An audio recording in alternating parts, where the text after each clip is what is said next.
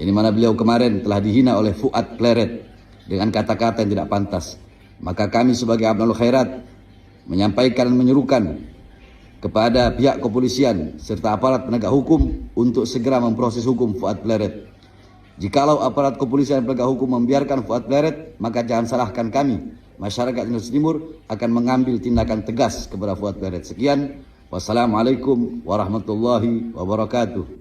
Assalamualaikum warahmatullahi wabarakatuh. Teman-teman, kita bertemu kembali di channel Cahaya Hidayah. Nah teman-teman, di video kali ini saya akan membagikan video yaitu tentang terkait kemarin yang Bapak Rizik Syihab ini mengatakan bahwasanya laskar monyet dan lain-lain lah teman-teman. Jadi menginginkan peperangan tentang terkait masalah ini ya teman-teman. Nah jadi ini ada video yaitu dari Gus Fuad Pleret yang dimana beliau ini menanggapi Bapak Rizik Syihab yang kemarin nantang-nantang perang. Coba teman-teman mari kita simak videonya dari Gus Fuad Pleret ini. Imam besar FPI itu kata Gus Dur kan organisasi bajingan. Jadi imam besar bajingan. Ya saya setuju dengan Kiai Nur Yahya, jangan marah-marah sih, kamu udah tua itu. Jembut manja udah putih itu. Ya, marah-marah nanti serangan jantung apa stroke. Ya dah. Biasanya orang cebol kayak kamu itu ya mudah kena stroke soalnya kalau teriak-teriak gitu. Aku aja sekarang juga nggak usah teriak-teriak apalagi puasa ya. Kamu bilang apa ormas monyet didukung jenderal monyet dan lain-lain yang kamu tantang-tantang itu yang kamu maksudkan pribumi kan. Satu, kamu udah tua, ngaku dokter, meskipun disertasimu nggak jelas ya. Ngaku dokter tapi ya kelasmu ternyata ya cuma pemalsu ya, makanya pantas nasabmu itu palsu. Dan apa plagiat aja. Kata monyet ini kan baru-baru ini viral setelah saya yang mengucapkan kata monyet dan kamu nggak kreatif sama sekali, Zik. Malah sekarang kan sama netizen kamu dibilang imam monyet ya. Walah Zik, udah tua kayak gitu. Dan bisanya cuma nantang aja itu tuh nantang aja itu nggak usah ngajak perang, nggak usah apa-apa itu. Kamu ditantang TIC itu berkali-kali ya juga sama si Bahar menantang perang, nantang apa tes DNA aja nggak jelas, kamu nggak berani. Jadi untuk Rizik dan untuk Bahar kan nantang ngancem-ngancem saya juga, katanya uangku cuma sekilas-sekilas. Soalnya saya nonton wajah Bahar dan wajah Rizik itu jujur aja ya, lebih dari setengah menit itu saya nggak sanggup. Kenapa? Ya saya melihat neraka ya masalah. Dua orang itu wajah penghuni neraka. Kenapa saya bilang gitu? Lah nipu umatnya Rasulullah. Ya. Ngaku keturunan Nabi, ya. Terus sekarang sudah terbukti bukan keturunan Nabi, masih ngaku-ngaku keturunan Nabi, ya kan? Neraka. Ngaku keturunan Nabi, merusak agama Islam, merusak citra Rasulullah, merusak Pancasila, merusak Bhinneka Tunggal Ika, mengajari pribumi yang berbudi luhur dengan perilaku yang barbar jahiliyah ya. Dulu kan nggak ada caci maki macam-macam di Indonesia. Lah ada itu kan setelah ada Rizik Syihab. Jadi kalau netizen Indonesia itu terkenal tukang caci maki, lah itu atas jasanya si Congor Rizik Syihab. Karena dulu nggak kayak begini, sejak Rizik Syihab itu terkenal. Ya saya jujur aja dulu juga mengidolakan muhibinnya si Habib Bahar sama Rizik ya, karena saya anggap turunan Nabi, sekarang ternyata batal. DNA Nabi kemana? Saya masih ingat tuh kata si Rizik itu. DNA Nabi kemana? DNA antum kemana? DNA Nabi itu J1, DNA antum itu gatel ke Rizik sama kamu Bahar. Tes DNA aja nggak berani kok. Ayo kita perangi, siap tempur, siap. Alah, sejak dulu kamu nantang aja. Cebol nantang ini. Kalau disingkat itu boltang, cebol tukang nantang. Melaporkan polisi kalau enggak. Ya, kemarin saya klarifikasi kata monyet itu di, oh ini langsung apa keder macam-macam. Enggak keder. Laporkan aja. Enggak, laporkan. Ya. Sama si Bahar itu ya. Ya, banyak bacot aja. Ini ditantang TIJ juga si Bahar itu. Ini ditantang anak teman-teman Banyumas nantang duel. Kalau saya nggak nantang, males. Tuh, ya. Saran saya ini, nasihat saya untuk Habib Sopo Mahlali jenenge. Habib Monyet, Habib Rizik sama Habib Bahar.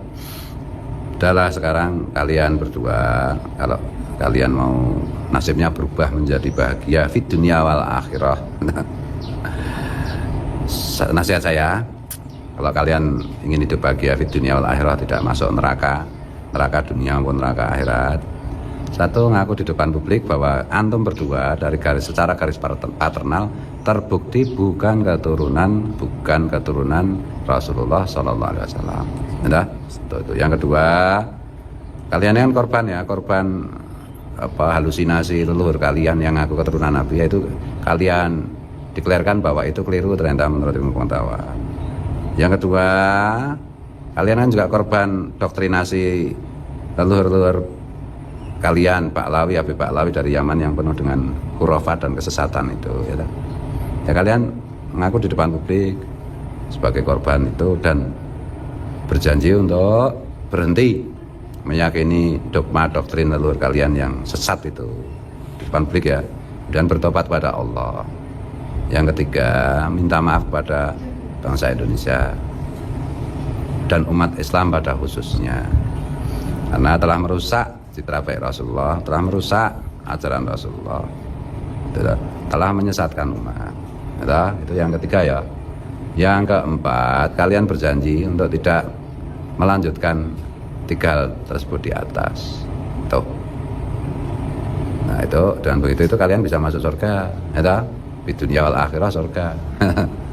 Tidak masuk neraka. Halo, sini, Bapak lagi nge-vlog ini, sebentar ya. Jadi itu, bentar ya. Apa?